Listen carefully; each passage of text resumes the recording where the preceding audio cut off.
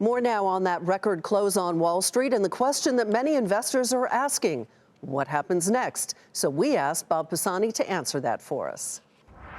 With a phase one trade deal out of the way, the markets look to have avoided their worst case scenario, at least for the time being. But as investors gear up for the new year, they're now arguing over the impact on 2020 earnings. Bulls say several thorny issues may be on the verge of being resolved and will push the markets to new highs. While the bears say trade tensions are far from over and that a lack of global growth will keep a lid on market gains in 2020. So exactly who's right about this? Well, first, let's look at the bull case.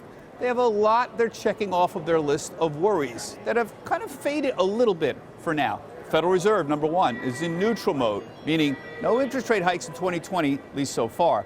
The U.S. economy has avoided the recession so many people were worried about. Another positive, overseas, Prime Minister Boris Johnson's victory over the UK pro-tax Labour Party may mean Brexit is coming, but it's also been a boon to banking stocks in Europe.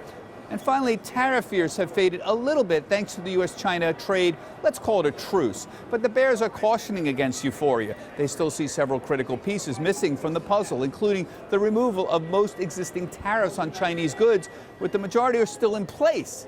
And a clear bottom in global growth, it's still a little bit elusive on that. That concern about global growth was echoed by Morgan Stanley CEO James Gorman, who said China growth was a top issue for the global economy in 2020. For Nightly Business Report, I'm Bob Pisani at the New York Stock Exchange.